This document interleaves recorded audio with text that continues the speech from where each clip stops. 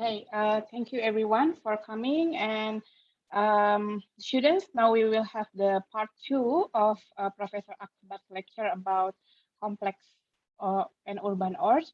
And can we also get your slide presentation, the PDF? Yeah, sure. Oh yeah, okay. Yeah. Maybe at the end of the lecture, yeah?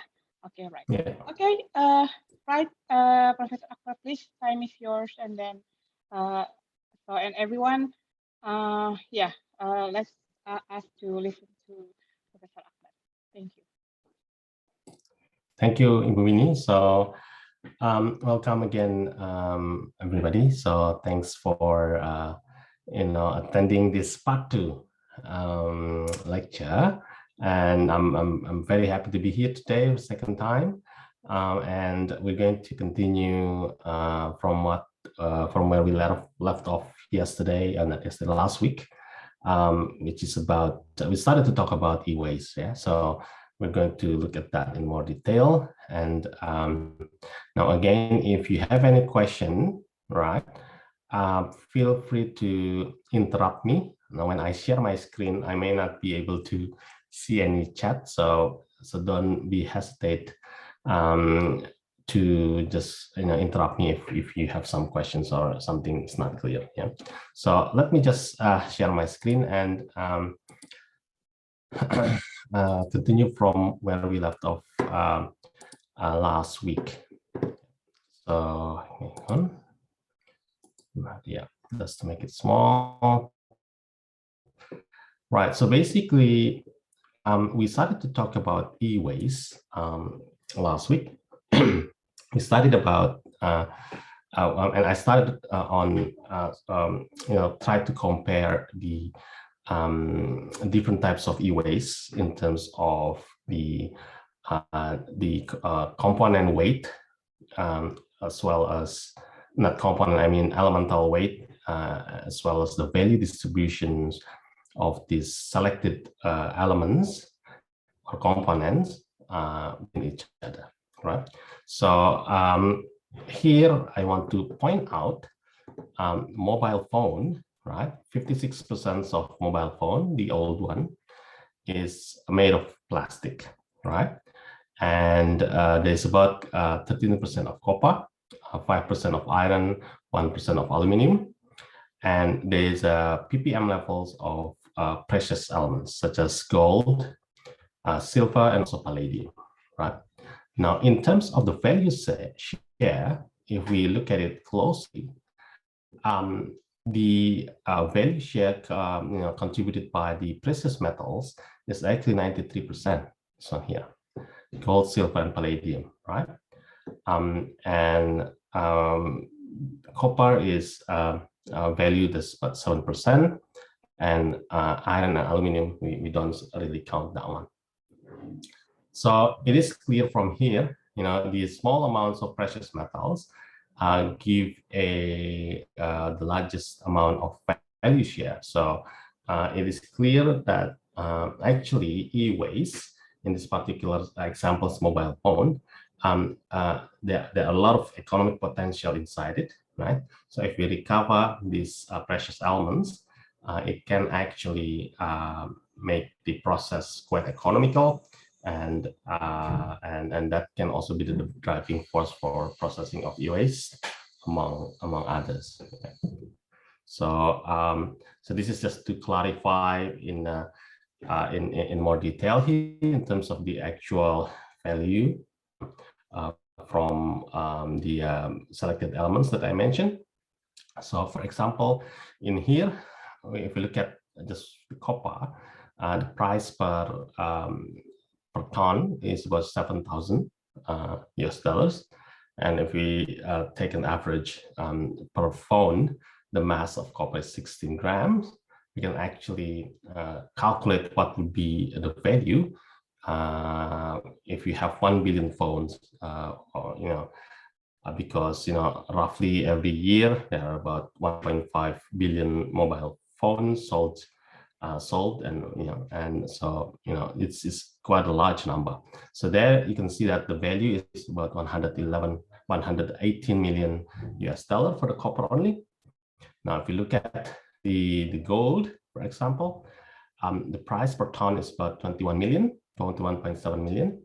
And in this case, if the ppm level is about 300 ppm, in this case 0.03 grams, then per 1 phones you get about 34 tons of gold, and that valued about 738 million US dollar.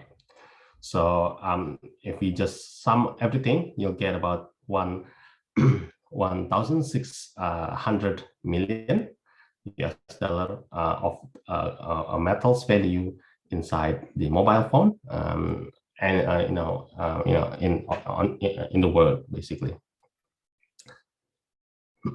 So another things that what to note is that over 5 billion people in the world have mobile phone, and the average life of mobile phone is about 3 to 5 years. Yeah, so you can actually quantify this in a more rigorous way.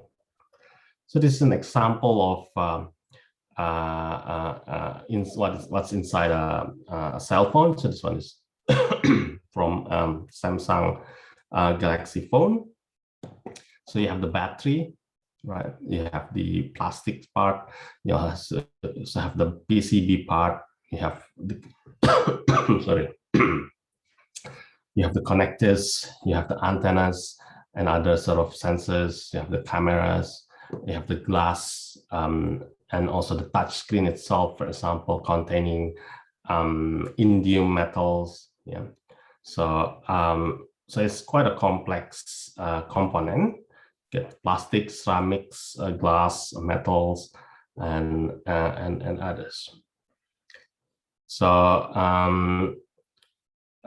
yeah, so in here, of course, the big part, for some of the plastic, the glass, we can separate them, the metal chassis, but the PCB, right, the electric component, and the battery cannot really be sort of separated further, right? So you have to process that further. So another sort of example what's inside. So this one on the right is the iPhone circuit board, and you can see it's quite a complex there with example copper and also small components. And on the left here is an example of one types of lithium-ion battery, where you have a quite a complex arrangement of cathodes and also anodes. So you can have a different cathodes depending on the types of lithium-ion battery here. So LCO, LMO, or NMC, and other sort of types of lithium-ion battery, right? So of course, you can separate manually, right? But if you're talking about large number of components, large number of mobile phone or batteries, then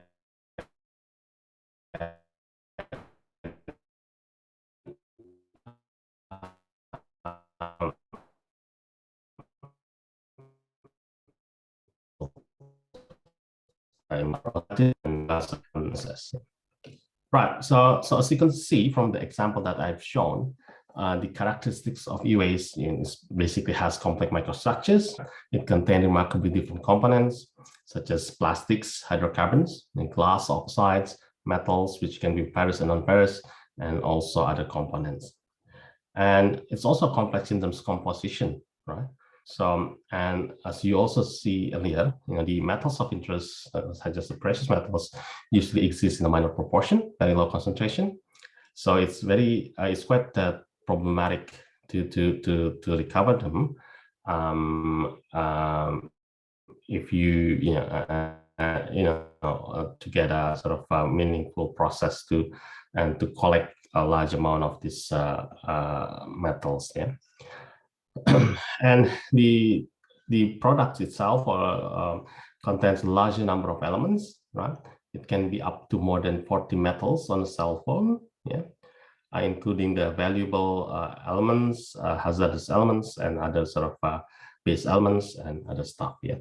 And what makes it more complex also is that the composition varies with different products and with time as well. So when we're talking about mobile phone, let's say about 10 years ago, or more than 10 years ago, you get the amount of gold that is quite large, about 300 ppm.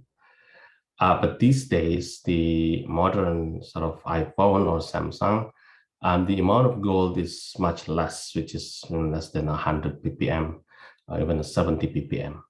But what we have these days is more elements and more strategic elements, and also elements, and also other non-conventional elements in there. So the numbers of elements is increasing, but the concentration of each of them is decreasing in general there. So this is just to give some creation about what I said earlier.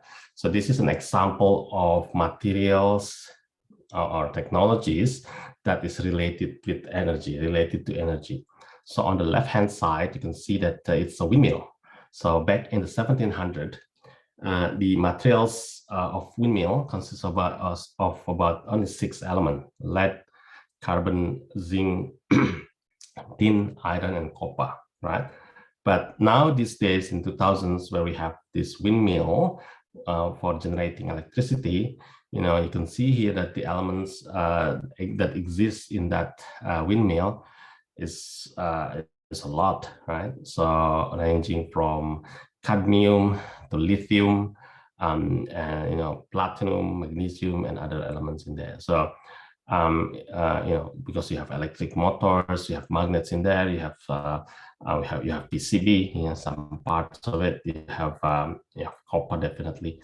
So so it becomes more complex. Yeah.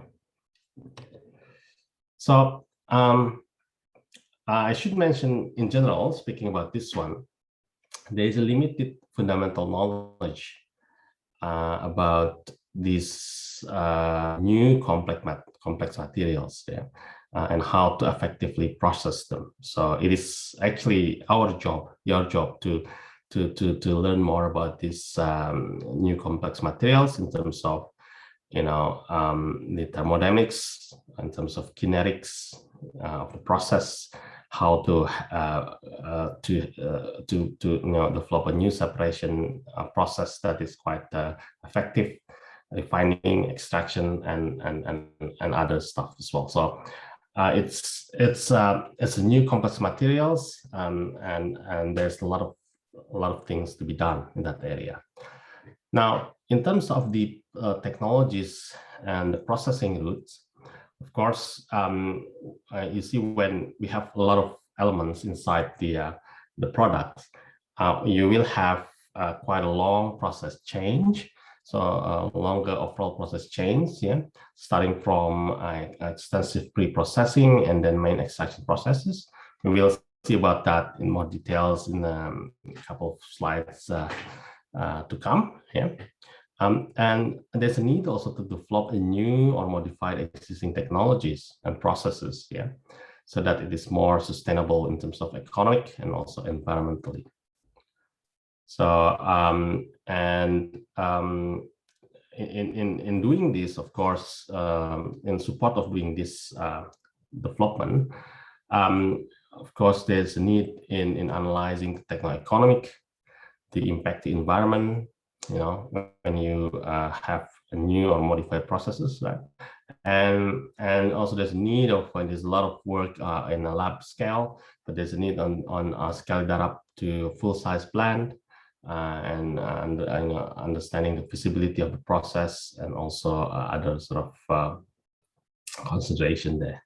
So it is quite a complex stuff there. So that's just the technical challenges. There's also non-technical challenges. So one of the things that you're probably aware is that, as I mentioned earlier, one of the driving forces is the economic, the economy of the process. So you see the fact that we have large amount, not large amount, I mean, large value share contributing by the process elements. There's a need from, or there's a driving force to process that one to get the value out of it. Right? So getting wealth from the waste. Yeah. So in doing this, and there's a need for new and innovative business models, right? Because from one side, of course, it is economical. There's a high potential of economy that we can gain from it, but the process itself may be difficult, and or it becomes uneconomic, or other sort of challenges that you need to that the companies needs to do to make this happen, right? So sometimes some new business models is needed. For example, I'm trying to say this one is collecting this e-waste may not be a trivial matters. Yeah, it can be quite expensive in exercise. So if there's a new business models where when users use the phones and then they send it back once it's broken, not used into the company without really the need for the company to come to the consumers to to collect it. That's something that's quite interesting there. And of course, in terms of infrastructure and logistics, the facilities for pre-processing and the metallurgical processes is also it's not currently designed fully for processing these secondary resources, especially e-waste. So there's a need to modify or tune the current sort of process that can help with the processing of e-waste. Yeah. So there's also some discussion or some thought about, okay, do we want to process this in a small scale or we want to do it in a large scale? Yeah. So there's no easy answer to that one, because it will depend also on the economy and also the what are the things that you want to extract from the waste. Yeah. But in our group, we try to study this one more systematically. Right? So I'm going to show you some of the results also in a bit later in the next couple of slides, and we can sort of discuss as we go along there. There's also a government system that can enable the recycling. Yeah, for example, there's a government policy and legislations to promote or to make sure that the industries actually have to do the recycling in the country rather than sending it elsewhere outside the country. So that kind of legislation and policy will promote the e-waste processing. Yeah. Government also should provide the framework for the development of the innovative business models and the overall recycling system. If you are given the incentive, or the company given incentive from the government, that will also help as well, as you can imagine, right? Last one is about social and socio-economic challenges, right? Education and information in the society, in the communities, in the consumers about recycling, actually important, right? So now these days, more people knows about the importance of recycling, and also the fact that mobile phone or PC and TV, it contains valuable metals, so they aware of that, and they want to make sure that it's actually properly recycled. And it's not just the value, but also there's the handling of the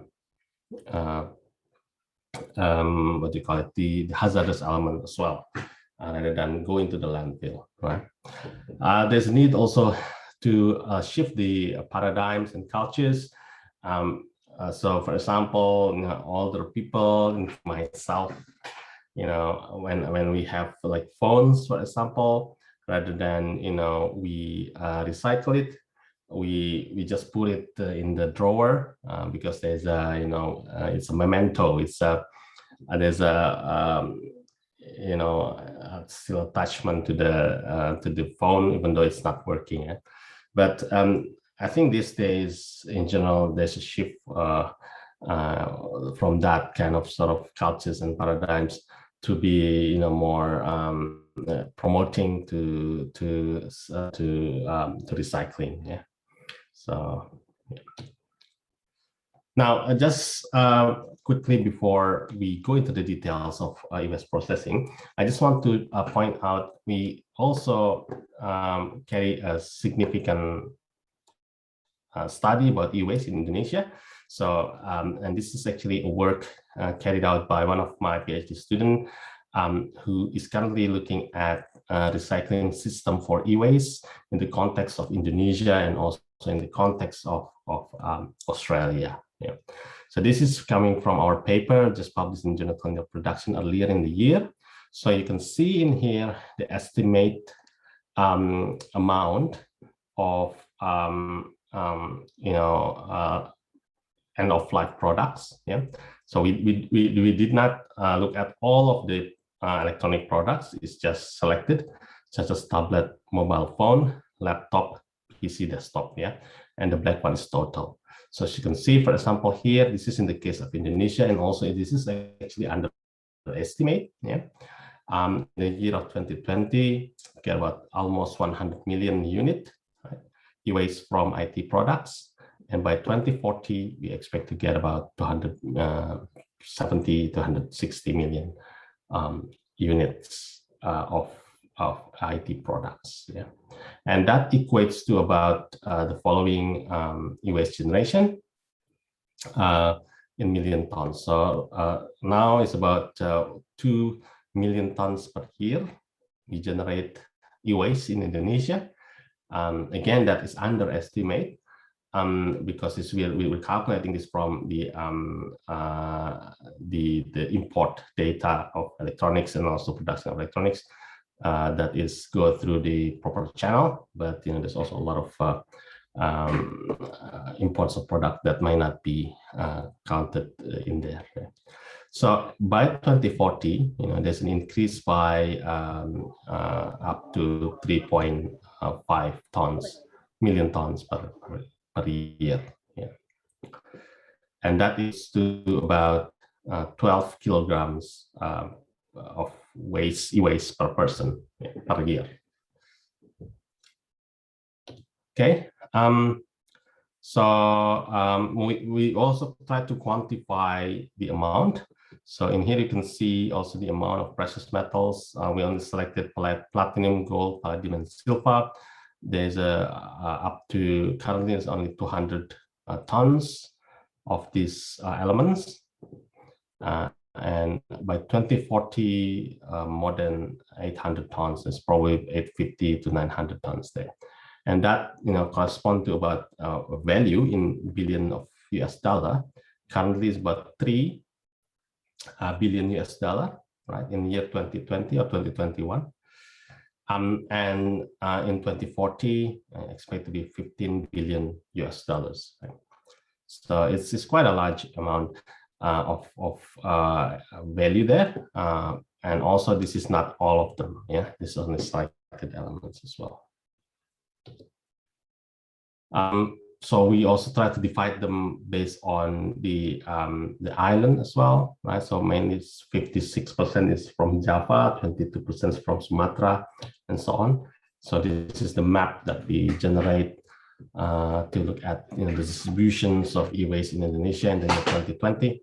So you can see Java is the largest e-waste generator, and then second is Sumatra. And also next is Sulawesi and also Borneo. So that's about the e-waste.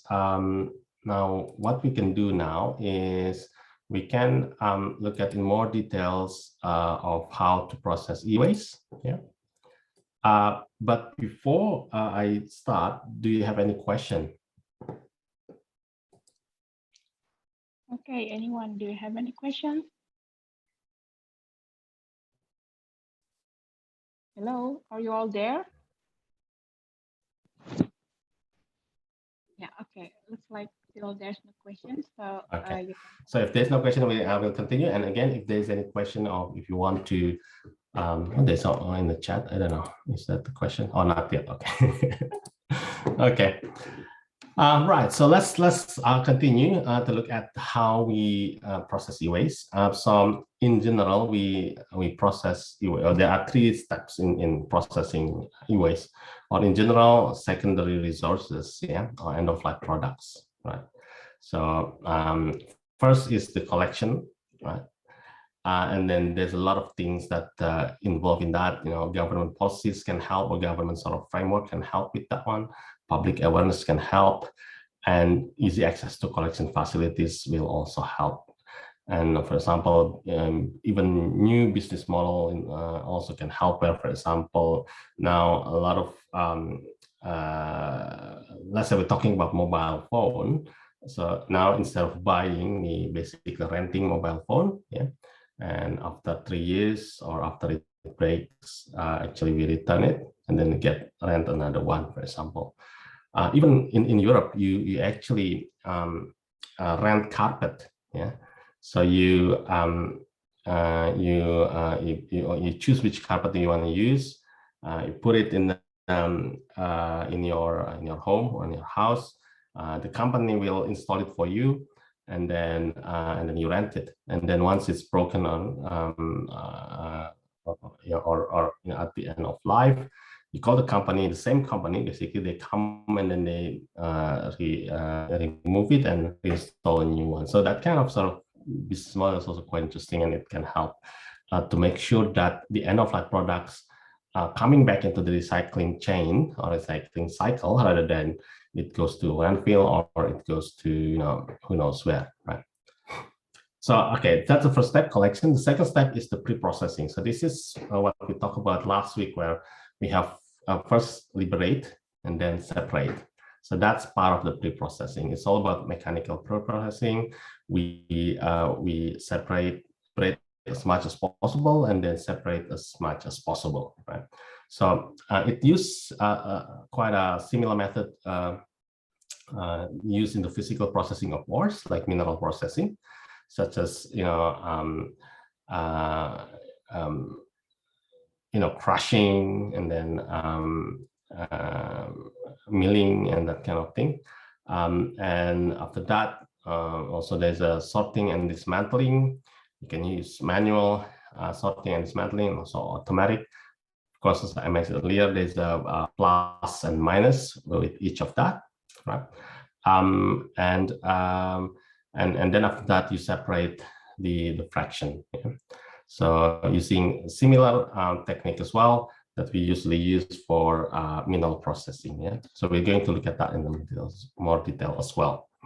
And the last bit is the metallurgical processing, or the end processing. This is where we for the process the non-metal and metal fractions, and we use metallurgical processes to recover these metals. So this is the heart of process metallurgy, where we can sort of play important role in this whole process here.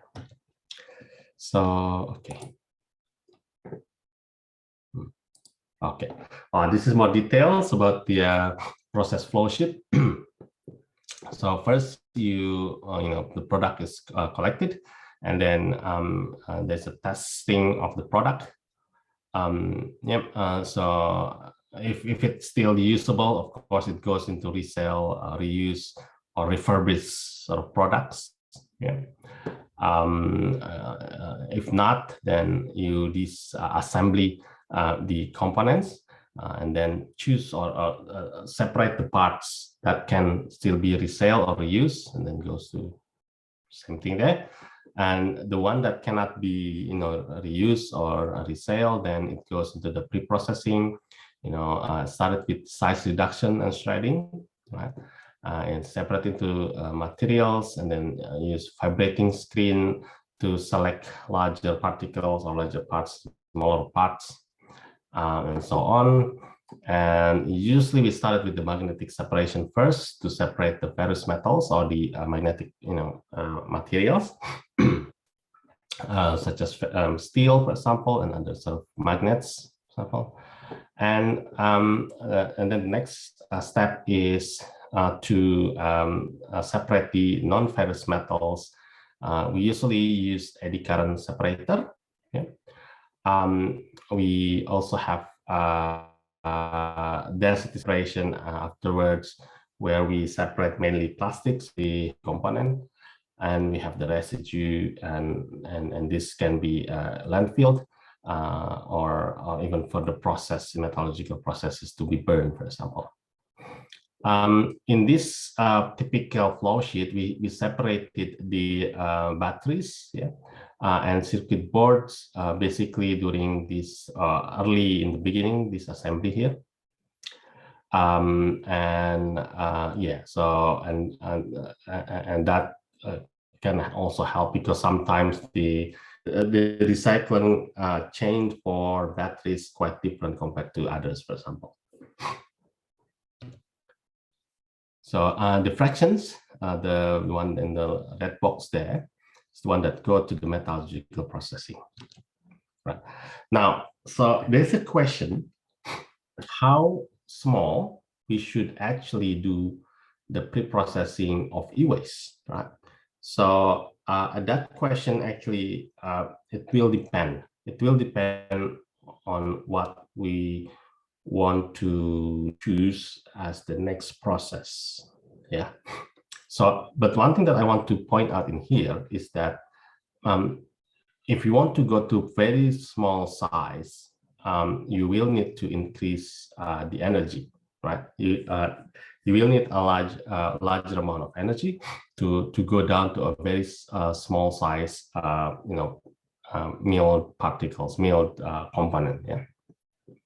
So this one here, for example, if you want to go to below millimeter, right?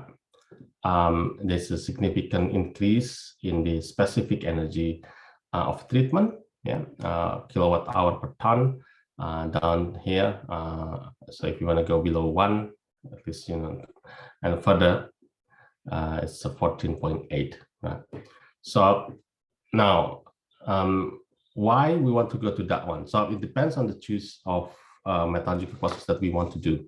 So if you want to use hydrometallurgical root, you have to go to that small level, yeah, because it's it will help with the kinetics of the process and making sure that the reaction or the leaching process is actually very fast. But the problem with going down to small as well, there is a high chance of loss of the particles, including the precious elements.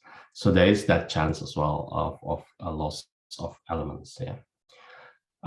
You want to use large, pyrometallurgical root as the first step after this one. You don't have to go to quite a low size. Yeah. Even worst case scenario, the size of a mobile phone, you can actually put it in, right? So in the process that we in the process that Umicore use, for example, in Belgium, I spent in 2016 about half a year there doing article. So they only go down to about 3 centimeters, 5 centimeters size of PCB. Yeah. And that's still quite big, yeah. And even just the whole PCB from the phone, you can put it right away, yeah, because it goes into the smelter, and then it's and then you burn it, and also you basically process it directly with copper and also slag in there. So coming back to the the first bit, the pre-processing of e-waste. There's a physical separation process, the first bit. It's similar, I think I mentioned about this one before as well, when we talk about other complex products such as cars, recycling. So this one is sensor-based sorter, right? And the sense, it can be anything, it can be through color, different color, for example, or other sort of aspect. So in here, just based on color, green and black, of course, the black one will be, there's an air jet that will push the black one into a separate bin, for example. The eddy current separator, I also mentioned a bit about this one. It's using a magnetic field generated by eddy current, and one that is affected greatly will follow this rotating and then follow to this spin, and one that actually does not affect it will go further away in the separate bin there, right? So so this is used for e-waste. This is also used for other sort of secondary sources as well. Rising current separator. So in here we have a mixture, let's say red and green, and the red one is the heavier, right? And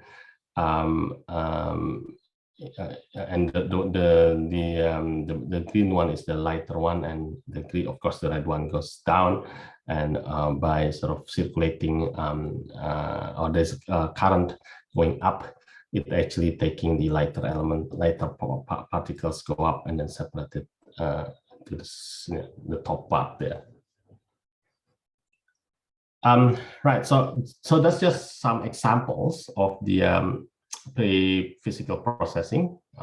There are other equipment and process, obviously, as you're probably aware.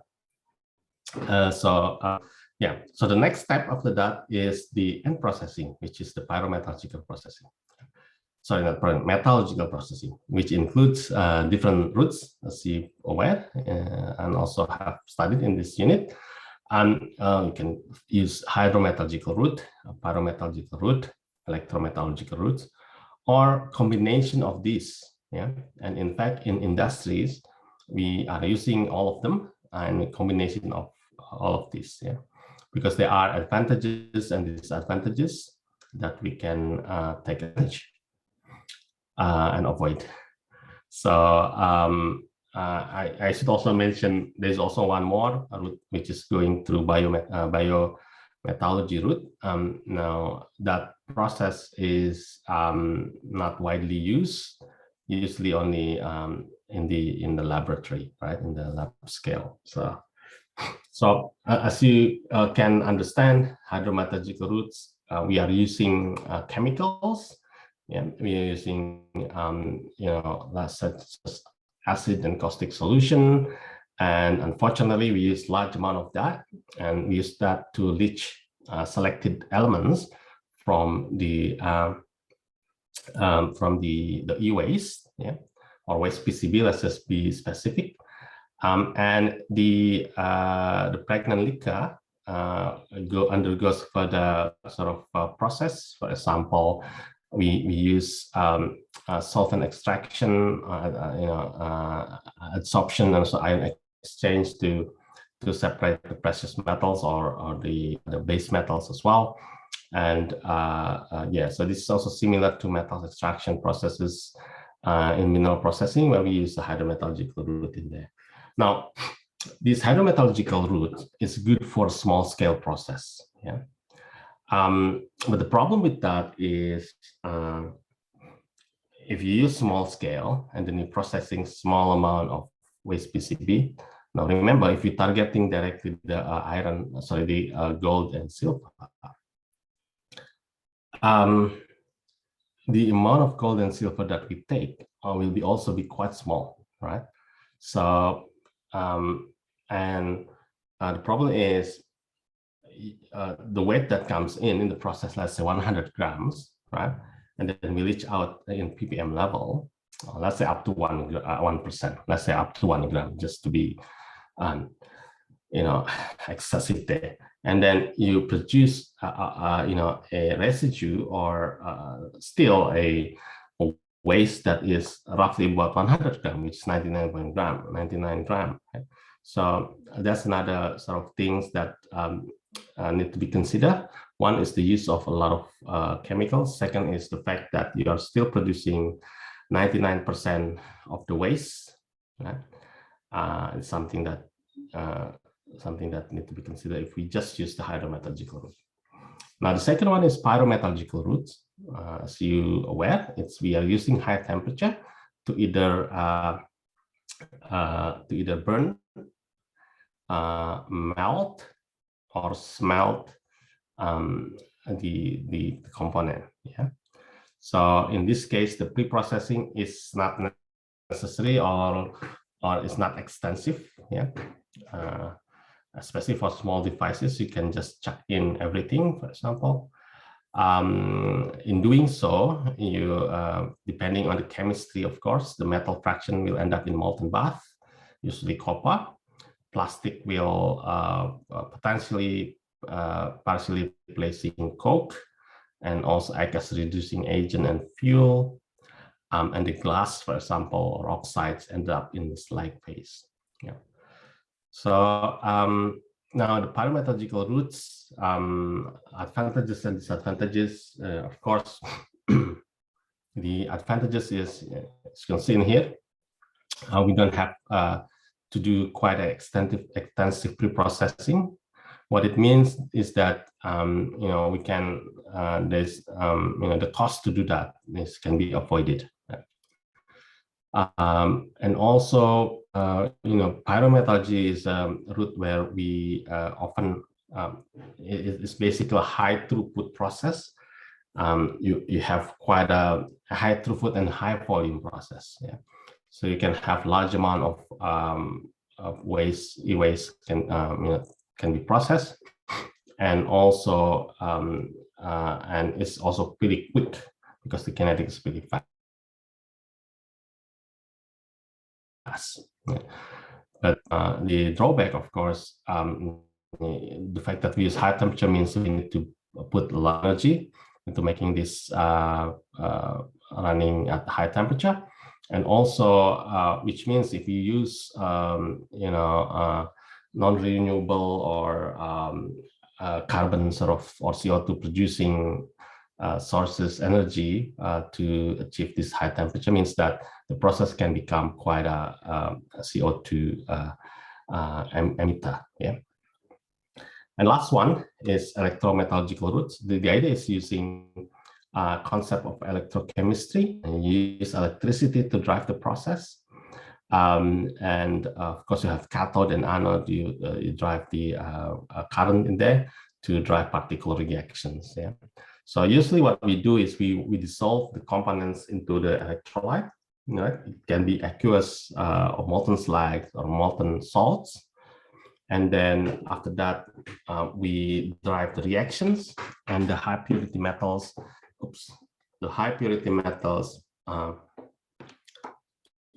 then deposit into the cathode. Yeah. And you get quite high purity metals in there. Now the process is quite slow, yeah, and usually applied at the very end of the process change to refine and produce high purity of metals. So it's very, very high. So we're talking about 99.9% plus. Yeah. So in industry, we are using a combination of all of this. Yeah. So I just want to emphasize that again, because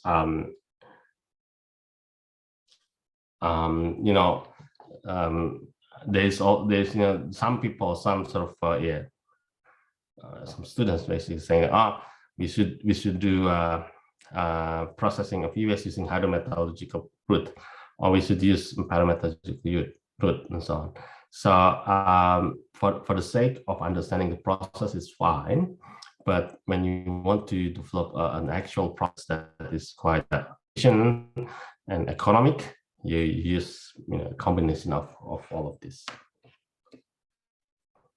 Right, so let's go into details about some of the examples of the hydrometallurgical root.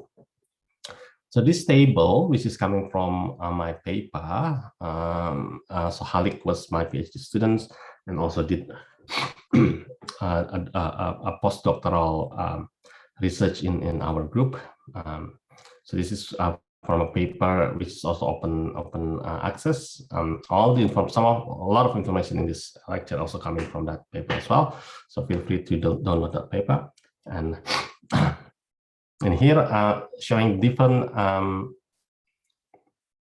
hydrometallurgical root based on different investigators classified using different leaching agent, process condition, and the typical metals that recovered from the process. Yeah. So for example, Park and Frey, they used aqua regia as the leaching agent, and you can see the process conditions in there. And also the recovered metals, typically the gold, silver, and the palladium, for example. Zhu et al. Using hydrochloric acid, sulfuric acid, right? Sodium chloride, and process condition is basically first you combust the e-waste at 400 to 500 degrees Celsius, and then after that they leach using this HCl, hydrochloric acid and sulfuric acid and AClO3 to get gold, silver, and palladium. And you can see there's also other acid, nitric acid, and also chloride, thiourea, cyanide, even cyanide as well.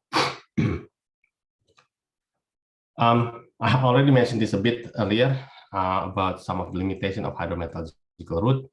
In general, it's slow and also time consuming, and that can impact on recycling economy. That is why the fact that it is slow, that's why we want to reduce the size of the input for efficient solution to be very small. But the problem with that is up to 20% of precious metals could also be lost during the liberation process. Yeah. It also leaves a large amount of residues. 90% or 99% of the materials is actually cut again. And also there are problems associated with the leachant. Each leachant will have a different sort of problem. Corrosive, oxidizing, high costs, and also high consumption, hazardous, and also not environmentally friendly. Yeah. So this is more details about one of the process. I mentioned a bit about the Park and Frey process. So this is more detail. First, we got the electronic scrap, electric scrap. It contains a lot of things: copper, aluminum, iron, tin, lead, and so on. So first, it undergoes shredding to a very small fraction, and then do the pre-processing, magnetic and Eddy separation, mainly to remove first the iron and steel and fraction, aluminum fraction. So that's the ferrous and non-ferrous. And the residue, which is about 90% of the total, goes into first, in this case, the solder leach using HBF4, right? And in here, we've got the non-metallic, which is about 60%, 65% of this. And then also the solution, which is we can then get the solder back via electro winning. Yeah. Then the residue goes into copper leaching, for example, and first to get the copper, and then the copper then can be can undergo a solvent extraction and electro winning to recover the copper, and the remaining can also be further processed to recover the precious metals and also separation of nickel and zinc. So it is not a quite also straightforward process as well. It's not just you put it directly into a chemicals, but in here, if you want to try to separate as much as possible, then you have to undergo quite a number of steps to get into a much better sort of recycling result. Right, now let's talk about the pyrometallurgical route. So I also mentioned a bit about this earlier. So it requires high amount of energy. So we want to have a source of energy that's from renewable or carbon neutral, for example. That's a good way. And basically, you smelting it in the furnace, or you incinerate, or you combust it, and so on. Now, I should mention currently the way people are doing in industry is using a solvent metals, which is base metals such as copper, lead, and zinc, and also nickel. They, especially copper, and lead, they're actually pretty good solvent for these precious metals such as gold and palladium, for example. So when we smelt it, 99% of the gold, silver, and palladium will go into the lead, will go into the copper, for example. It's just the chemistry is all right. So so that's what people have been doing. So basically embedding e-waste processing in copper production, and also lead production, and zinc production, and nickel production, and trying to optimize the process in such a way so that most metals can be extracted. Yeah, I will show you some example industries in the next couple of slides. So some comment in here, liberation, separation, upgrading, and purification are carried out by exploiting metals' chemical and material properties. Yeah. Precious metals are segregated into copper or lead, right? So we are making precious metals concentrate using metal carrier or metal solvent. And then we process that one further using different ways, of course. And one of them is using hydrometallurgical route to leach some of the precious metal, or even go directly further to the electrometallurgical route first before you do the precious metal recovery. Yeah.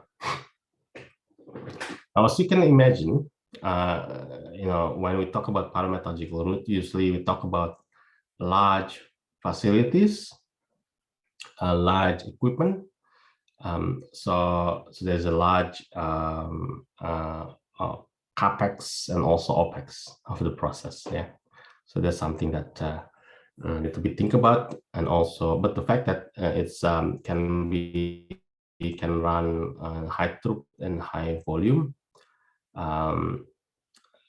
which can generate the benefit faster and bigger. So it's something to be also considered there. Now, I also just want to point out the different heat values of plastics. As I said earlier, that waste PCB, especially the plastic part, yeah, it can also be a source of fuel, and also a source of reductant, as a reductant. Yeah.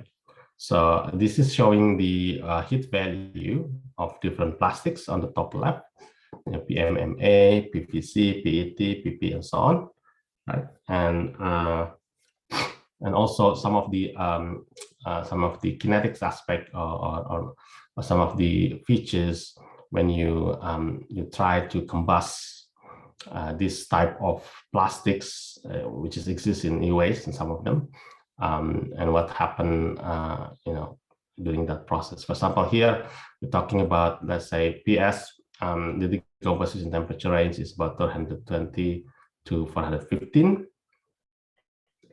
and maximum rate of clay composition about 305, and the stored energy is kilojoule per mole here is 172, right? So we can actually use this one, PET up to 300 plus 320 something kilojoule per mole. So that's also one of the advantage of pyrometallurgy. We can use the plastics, which means that when you put in 100 grams, the waste will not, be 100 grams, because everything is actually processed, everything is actually reacting.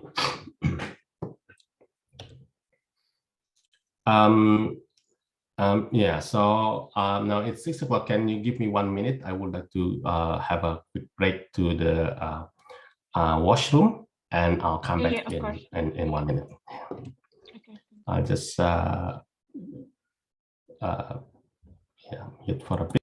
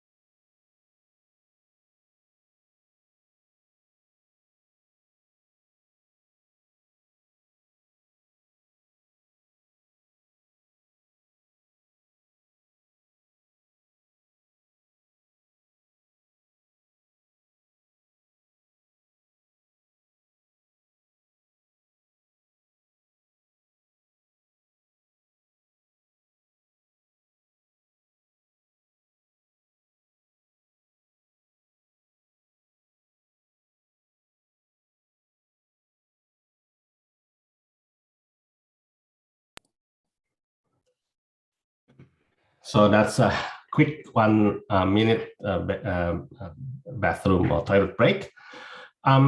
Before I start again, any questions so far? Everyone, any questions? No, not yet. Okay, not yet. That's okay, and I'll just continue.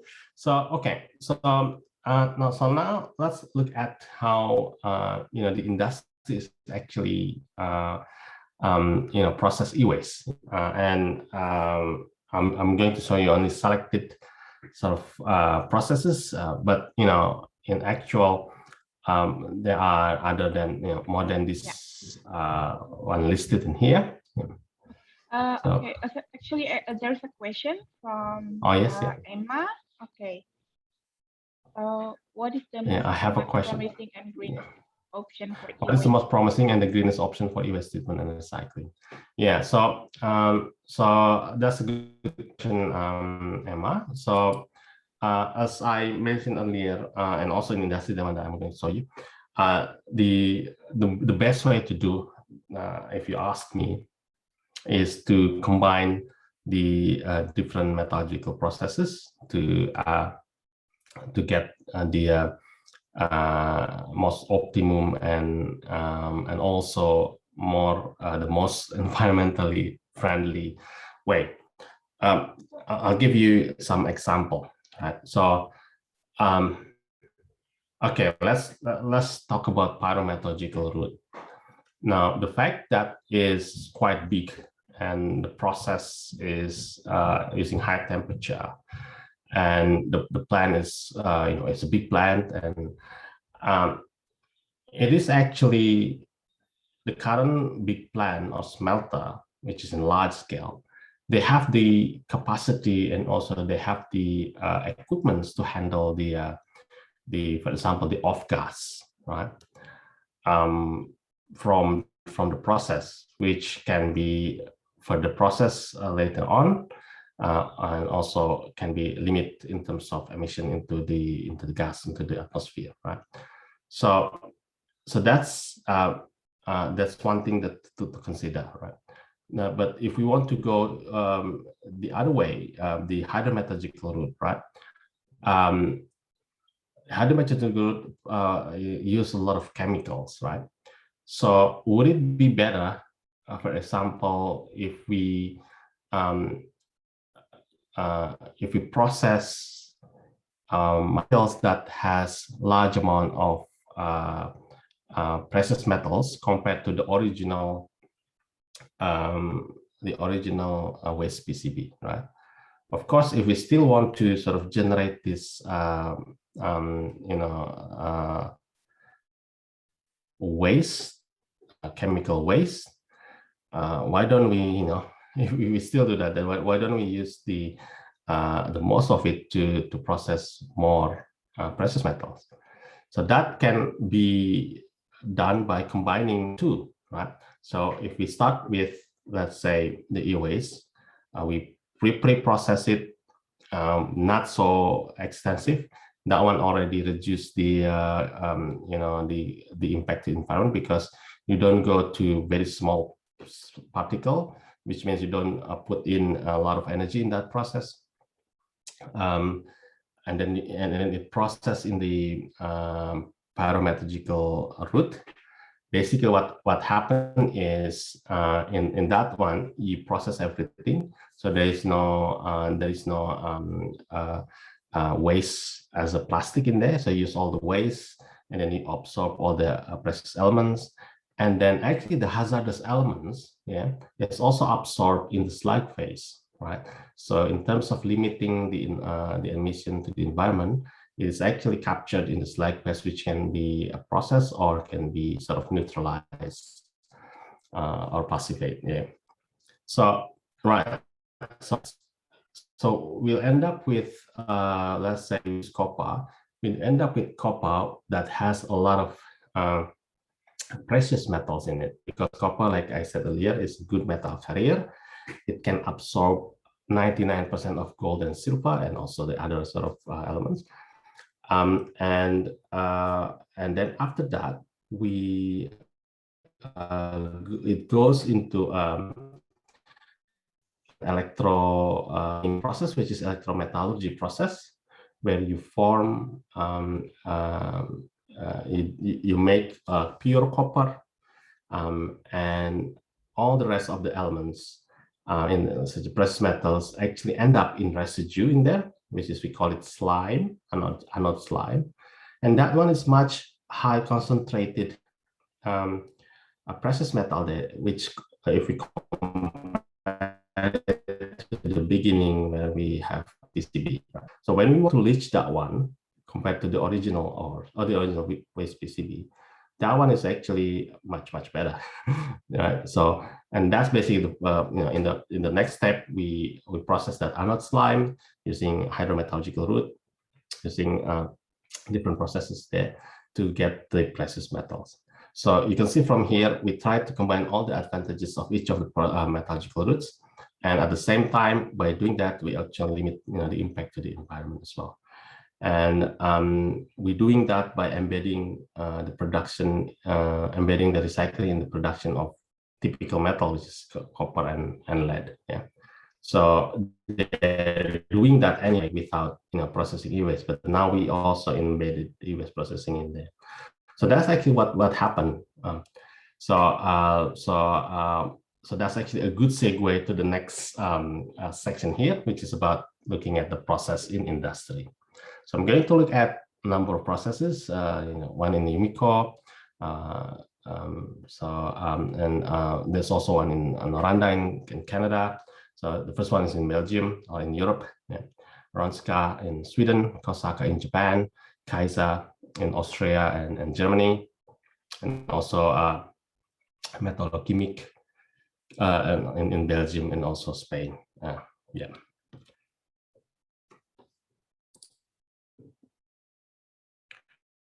Hang on, it's okay. So right, so right, so Umico, it's one of top recycling companies in the world. So they process waste PCB. They also process batteries. They process a catalytic converter to get the platinum. So basically, try to recycle the precious metals, strategic metals, but at the same time, they're also producing base metals such as lead, copper, zinc, and also nickel. Yeah. So they actually try to optimize their process to try to maximize the recovery of these elements. Yeah. So this is some of the things also that they process, not just the e-waste, but also they also process metallurgical residues, right? Dross, matte, spice, anode slimes for copper refiners, precious metal residues, slag, flue dust, and so on. Yeah. So I spent in about over there, and the plan, they have plants in Oleh and also in Antwerp, in Hoboken. So they're actually in the middle of the city, right? So they run it pretty well, and without sort of with control sort of emission to the environment, because people are actually nearby, so it's very strict control on the processes there. So this is a more detail of the flow sheet of the Umico refinery. So in essence, there are three major processes in here. One is to make copper, there's a copper smelter. One is to make lead, which is this lead blast furnace, but also so there's actually two processes to make the process there. But the other sort of smaller or complementary process is basically to recycle and also to process the other elements in that is processed. Yeah. So for example here, the green arrows is where the materials are added, right? So and of course the black line is the flows of materials, and so on here. So for example here, in the blast furnace, the lead blast furnace, they're not using lead ore. They are using actually slag from the process of copper smelting process. It contains a lot of lead in there, and then that is replacing the lead ore. So in here, you are making lead bullion to make lead, right? But the lead bullion also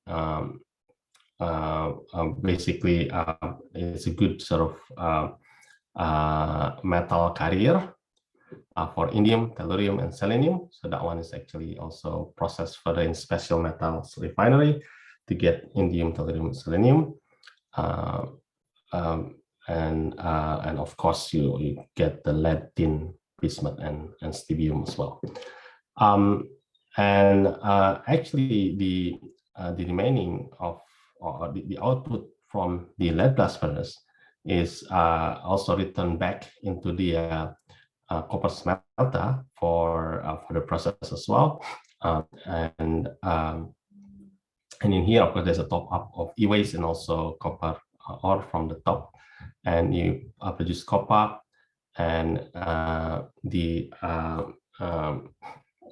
it goes into the electrowinning process where copper is produced, but the residues then also goes into the special metals refinery.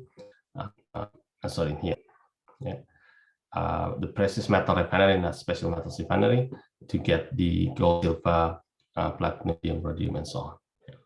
So this, and you try to optimize the process to get as much of metals as possible. So in here, for example, I forgot to mention the spice itself can be processed to get nickel and arsenic, and all of the residues of all of that process can be processed in there.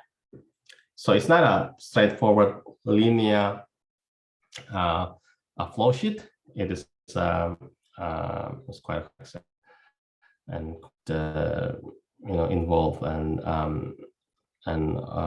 so basically it's optimized for extracting as many metal as possible. This one is an example from one of the Korean sort of plants. So this is using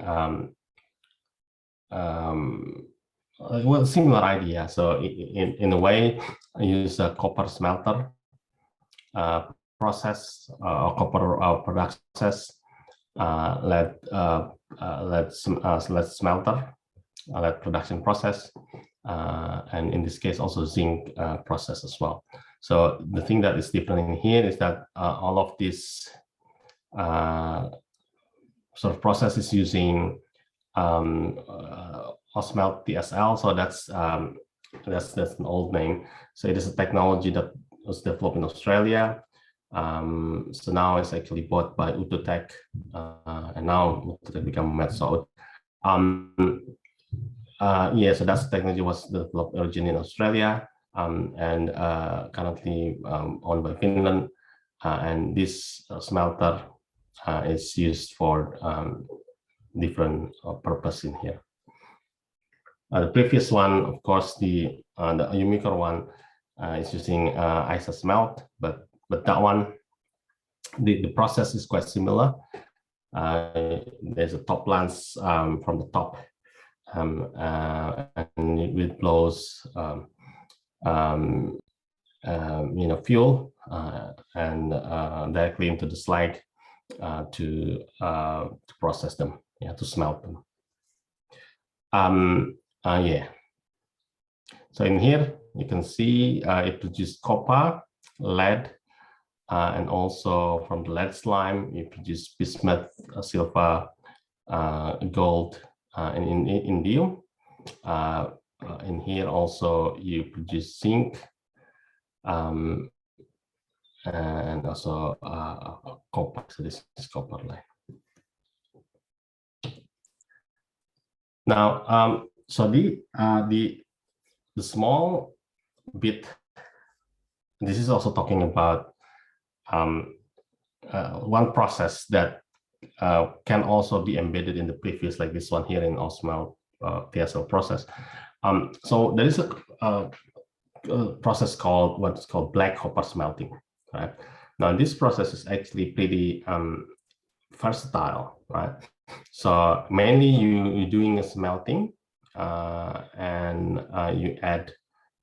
You can operate the smelting process in a reducing condition or in oxidizing condition, right? So, and now the black copper smelting process is something like this. Right? So you have a charge which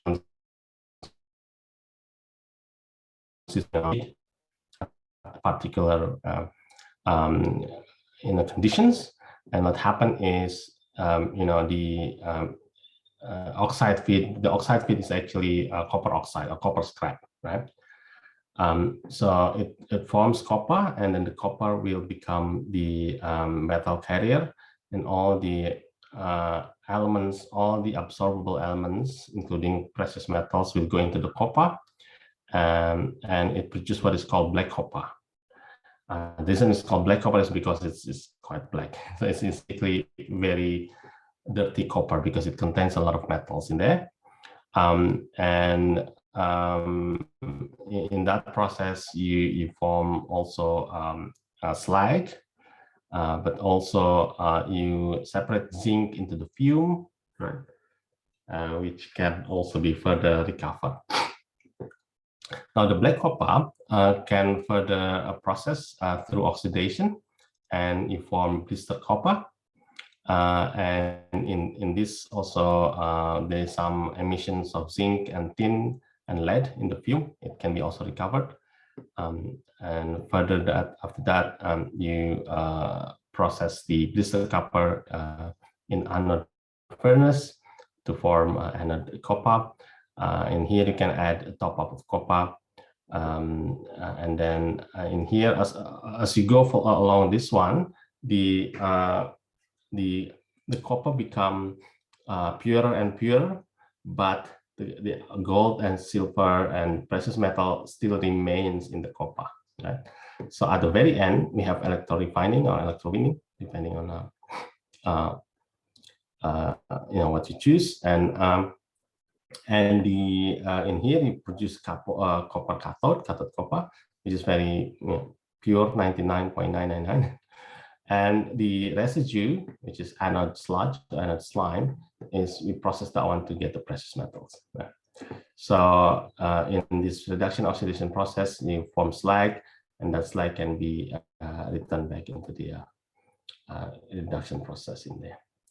So this is quite versatile. The reason is it can accept different feed materials, right, and different oxidation state. What I mean is if it's fully oxidized, right, then you want to go to reduction first. But let's say if it's already sort of lots of metals, then you can directly go into the oxidation stage.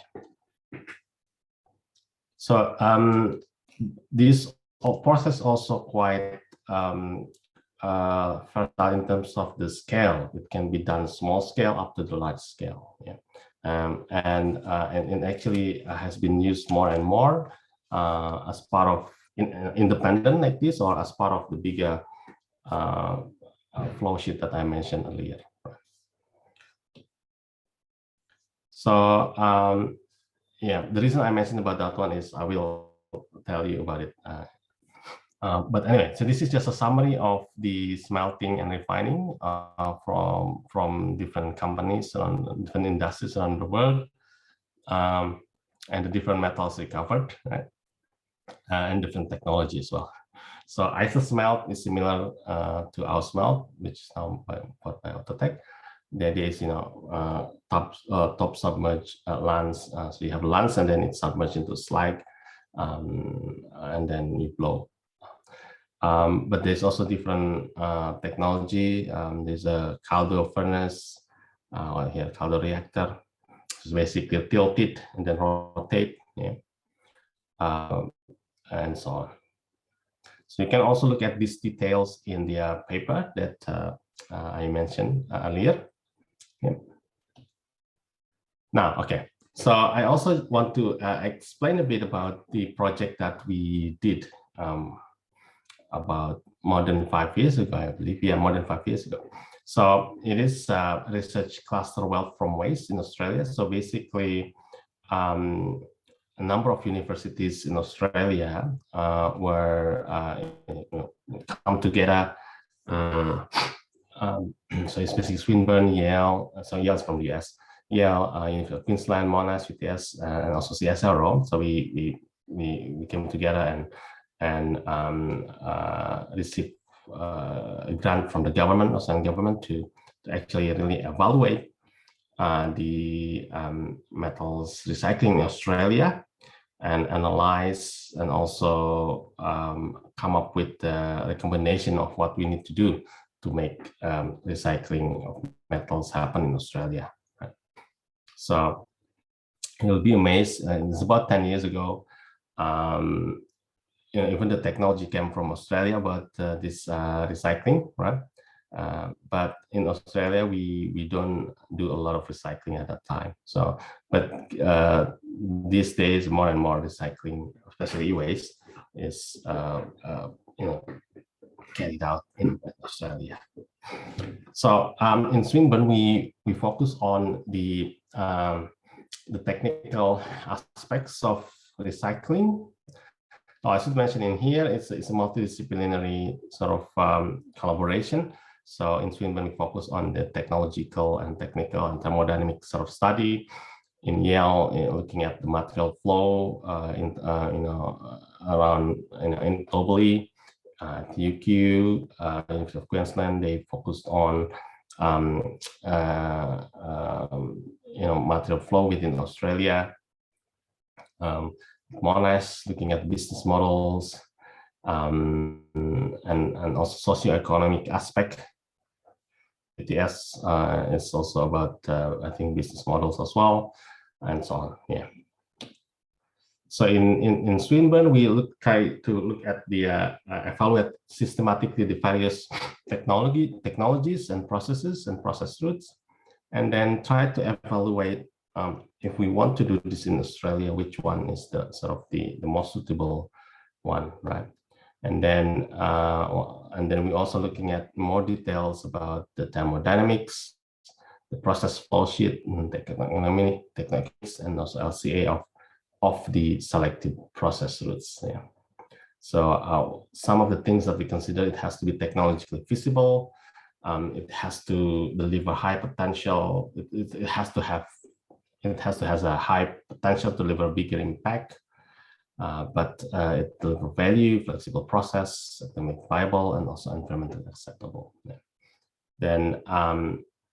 Then so we found that the black copper smelting at the very least is something that is suitable, and that's why I mentioned earlier about that process. Yeah. So all of these results or some of the information of these results can be found in some of the papers that are shown in here. So feel free to download that one. So this is just an example. I just want to show you of the black copper smelting process where we evaluate the input. If we increase the e-waste input from small one, from nothing into a 30% or even 50%. So what would happen in the process? Yeah. And that results have been published as well, which you can look at in more details in there. So the idea here is how that affects the energy balance and how that affects the slag formation, for example,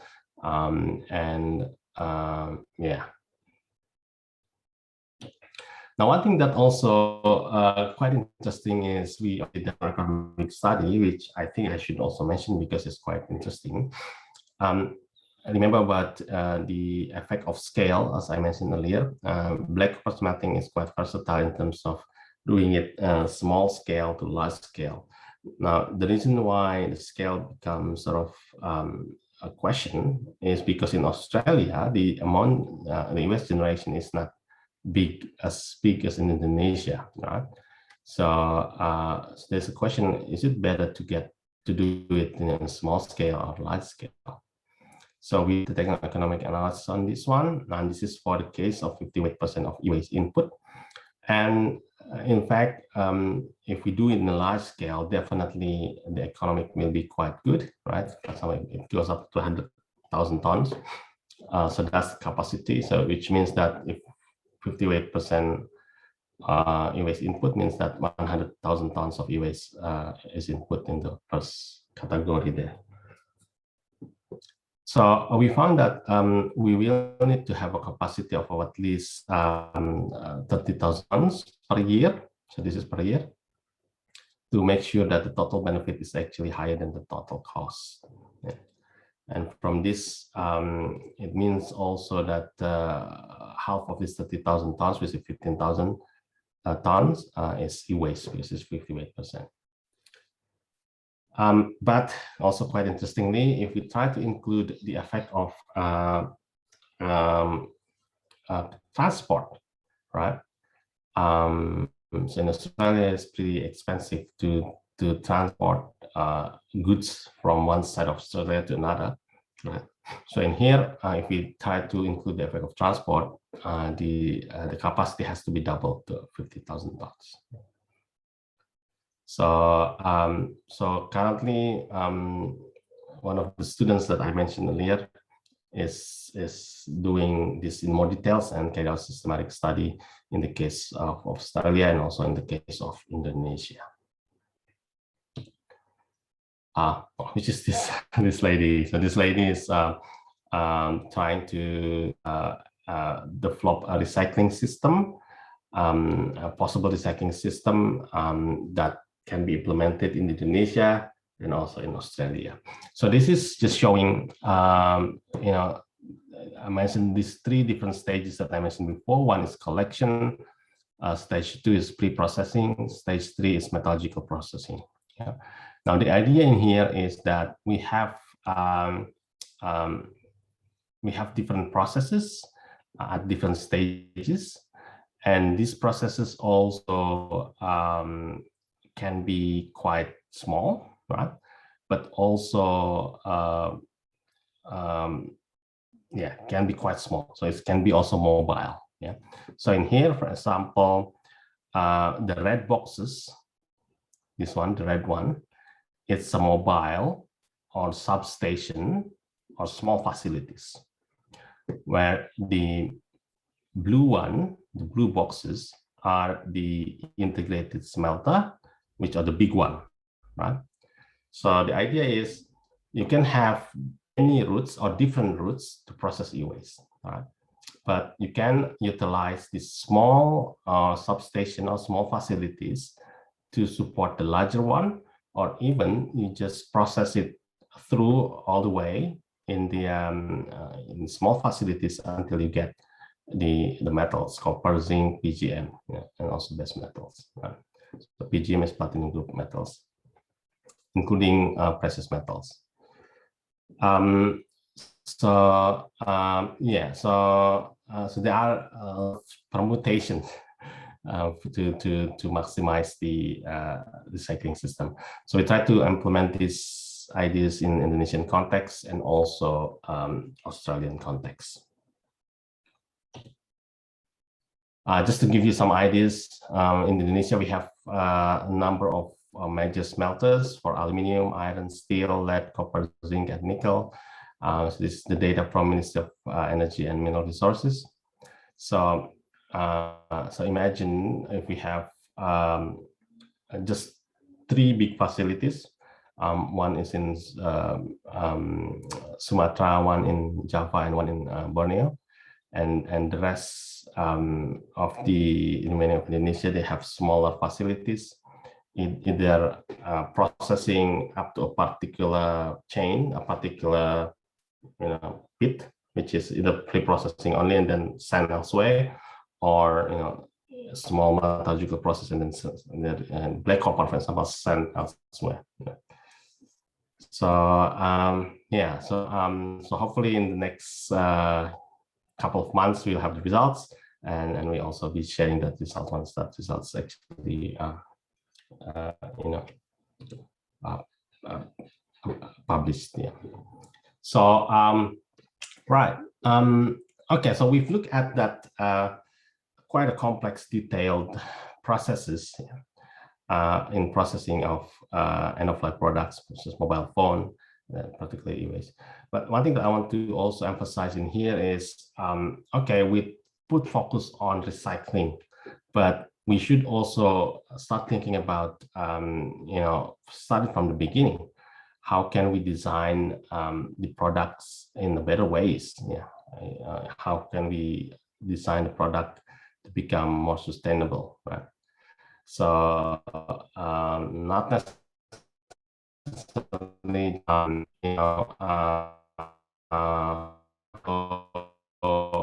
such a way that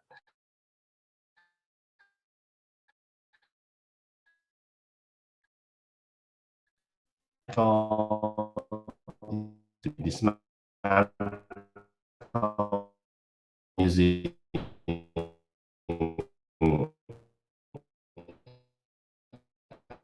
at least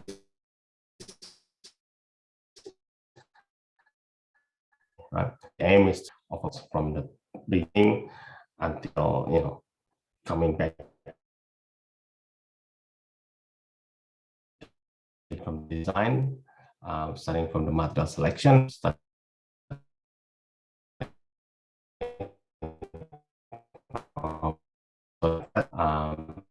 of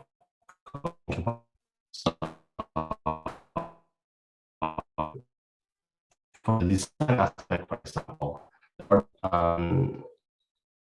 energy consumption during the process should be minimized. The lifespan, optimizing reliability,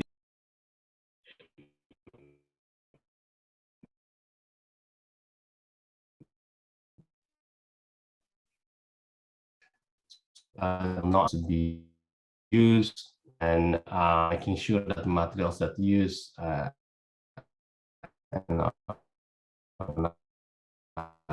recycle easily.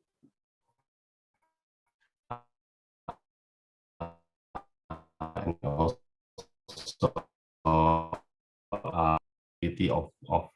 of metals. So, for example, if you have iron as base elements, iron is not really compatible with tin. Yeah. So it is very difficult to have to remove tin in iron, right? From iron. So the same thing. For example, here chrome. It is very difficult to remove gold from chrome because then this is unstable combination. Yeah. So so that's just from what it is. What it is. It's from the chemistry of the elements. But for example, copper. Copper is a good solvent for silver, for gold, and for other elements, even for iron, for nickel, for lead, platinum, tin, and zinc. So that's why copper is a good metal carrier, good metal solvent for these sort of elements, which can be processed further. Coming back to the example of iron, if you have tin in iron, that's very difficult. You cannot really remove it at the moment. So the way they remove it is basically by dilution. Yeah? So you add more and more iron so that the concentration of tin becomes smaller and smaller. Well, actually, there has been some work on trying to remove tin, but with very low yield, or low success actually. Right. So that's just something to think about.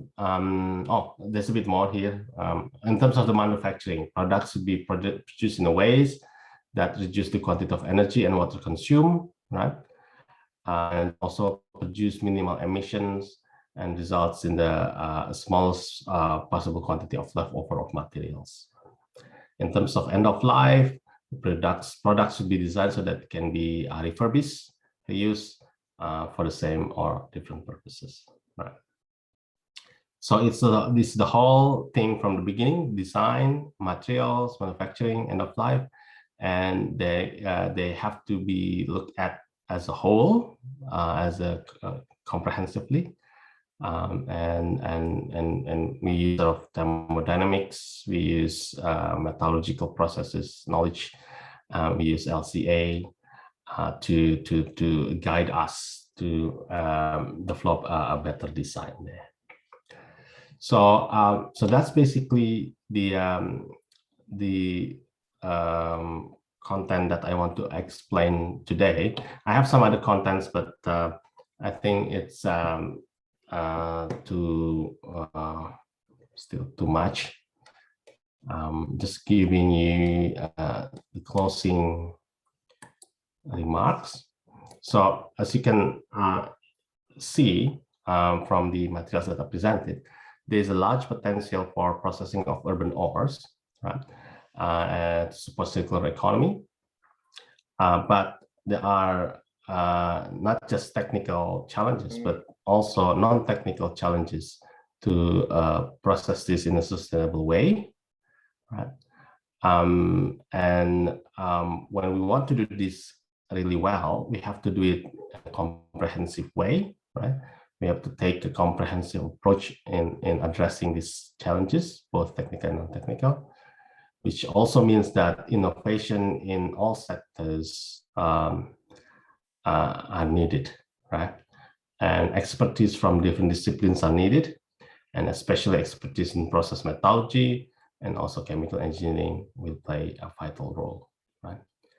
So yeah, so that's basically the materials that I want to share in this lecture.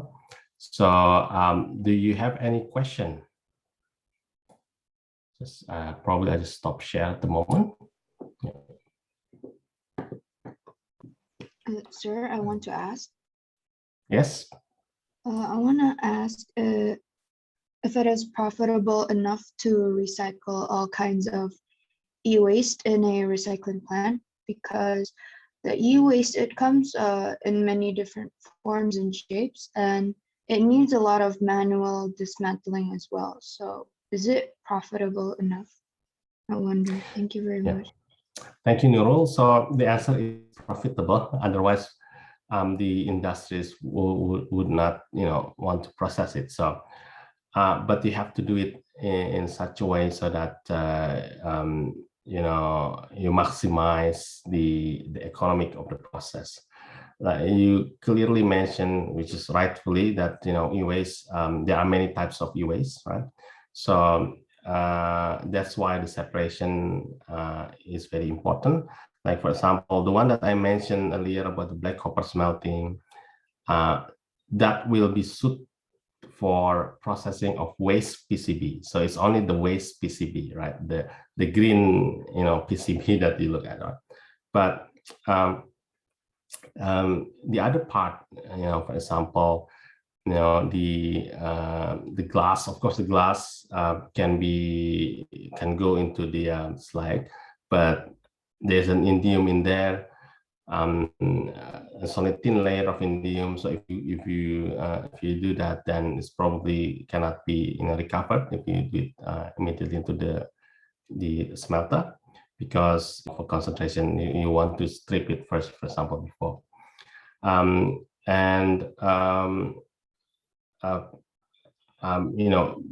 Batteries sometimes also considered as a e-waste, right? Even though it's a different thing, but in general can be considered as e-waste. So that one is a different route, different processing route. So and it's not that compatible with the copper smelter system or copper-based production, as I mentioned earlier. So my lecture actually also include a bit about battery recycling, but I don't have time to explain that one. So there are a number of ways as well in recycling of batteries, which is combination of hydrometallurgy and pyrometallurgy. So in our group, we focus on the pyrometallurgy, high temperature one. So we try different route to recover lithium and cobalt from lithium-ion batteries. Using aluminothermic reduction, calciothermic reduction, and also carbothermic reduction, right? Under vacuum and under sort of inert atmosphere. So we managed to do that to separate lithium and cobalt that way. So it's a whole different chemistry. It's a whole different process in there. There's also a project in our group looking at recycling of alkaline batteries, right? Try to recover the zinc and the manganese from it. So so we use carbothermic reduction in there, but we use the source of carbon in there is coming from the black mass, coming from the the carbon is coming from the processed plastics of lithium-ion battery. But the source, the material that we recycle is the black mass of alkaline batteries. So we managed to get the zinc with very controlled, particle size, So if you know the chemistry, if you know the process roots, you can make it economical. So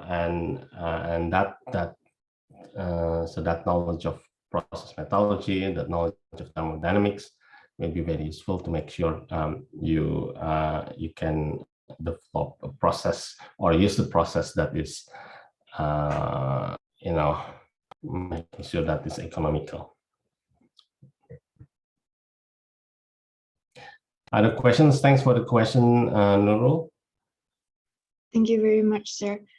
Actually, I have another one, perhaps. Yeah. You mentioned that for the lithium-ion batteries processing, I wonder, in Indonesia, considering the resources that it has, what would be the most suitable process route for the lithium-ion batteries, in particular when you want to extract lithium from lithium-ion batteries? Yeah, so now when you say what is the most suitable, I think I haven't looked at in more detail to really be able to say that definitely.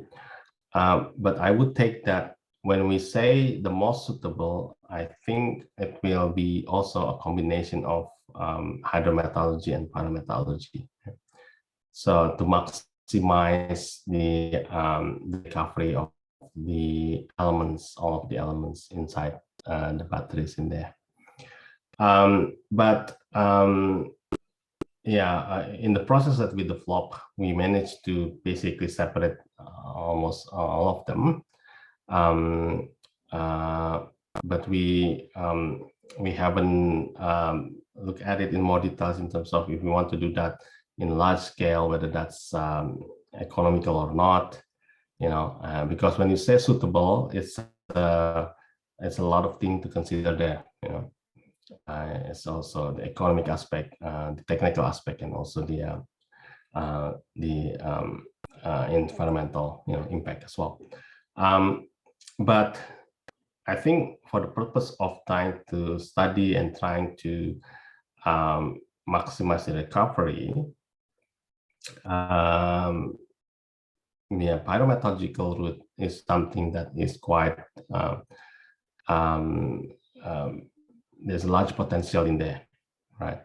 Because this is something that we find quite interesting. So we did, so this is regarding lithium-ion battery recycling using aluminothermic. Yeah. So from our thermodynamic study, we found that for us to be able to actually produce lithium gas, we need to go beyond the temperature of 800 degrees Celsius. Right? So this is, let's just, now the temperature is arbitrary because, well, it's not really arbitrary, but let's just assume. Right? Because, yeah, so we need to do it above 800 degrees Celsius. Because below that one, then it's still in the form of lithium oxide or lithium aluminate or whatever, right? But what we found is in this system, thermite reaction occur even when you start the initiation temperature at much lower temperature than the 800. Right? So what happens is once that thermite reaction occur, the actual temperature will go beyond that temperature, of course, and even it actually melts the samples and it's producing lithium gas, right?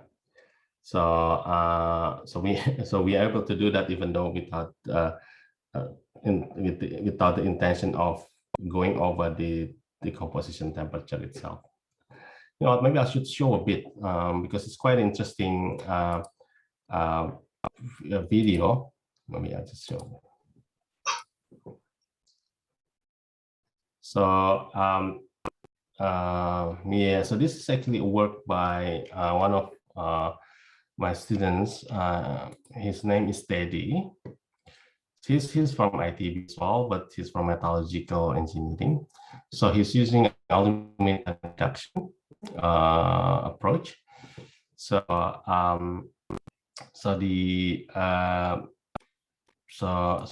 he did a number of experiments in air, in inert argon, inert atmosphere, and also in vacuum. Yeah.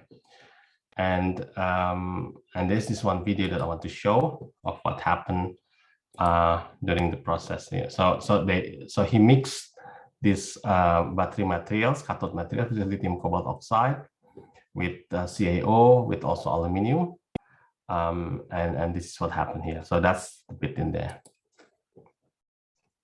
So there's no video and there's no sound. You see that one there? So it's something's happening. There's a flame form.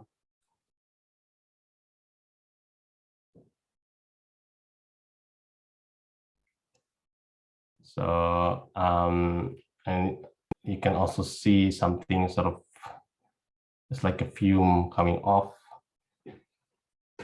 as the flame is grow.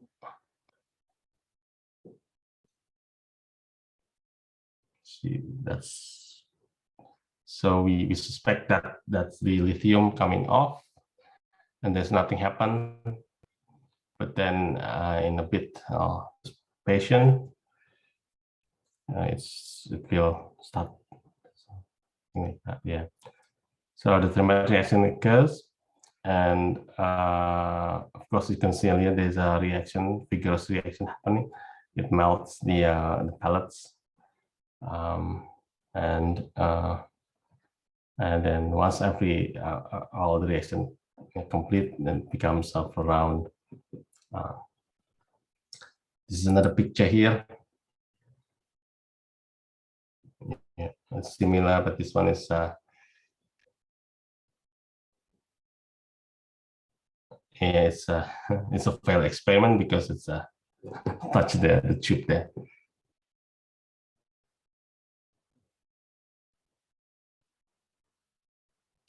So now the lithium actually form a gas because of that temperature. The lithium become vaporized, and so the cobalt is forming a cobalt droplet.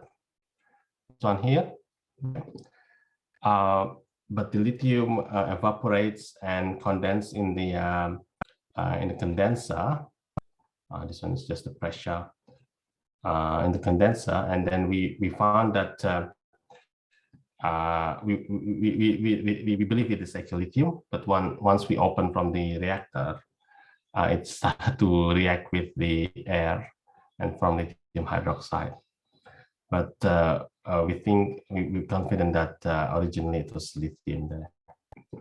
So this is an example of a process, pyrometallurgical process, and of course, like I said, if you ask more suitable, I would guess that it will be a combination of hydro and pyro.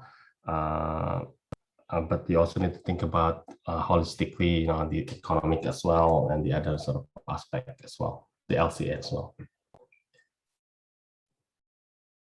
Any other question? Yeah. Oh, that's very good. Any other questions? Or if not, I would like to ask a question. It's very interesting about the integration, yeah, about the integration of the recycling and also the smelter. So we have the project just started about this final project about plant design of the recycling of batteries, and so if we can't get the supply for the economic the economic scale, what should we do? Can we maybe just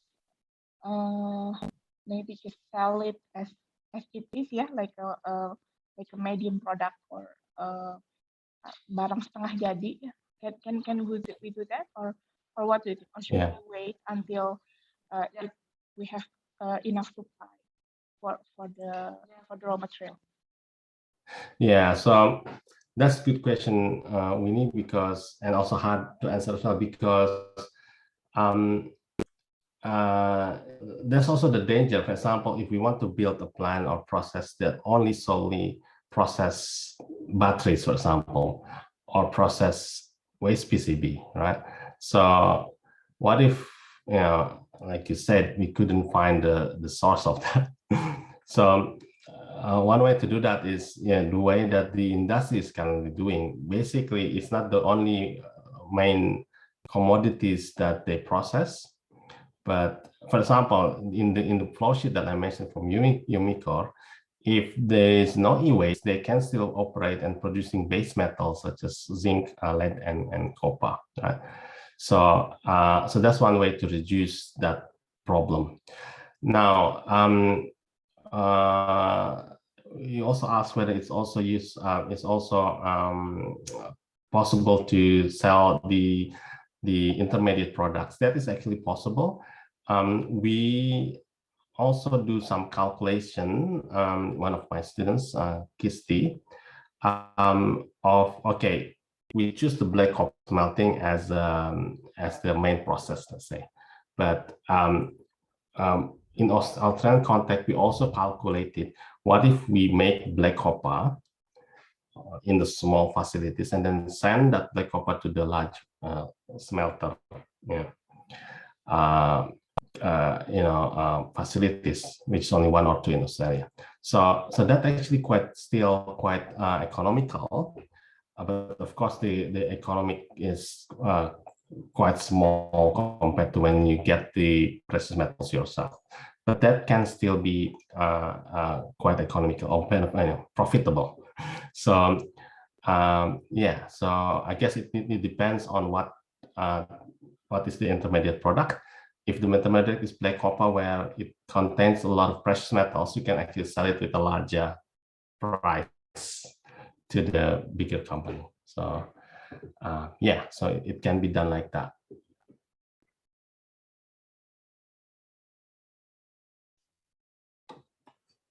All right, thank you very much. So I think it is very interesting, and then so hopefully all the students here, like Emma and Nurul and Fahri, who do the final project about this one, can get more knowledge and more interesting finding regarding this one.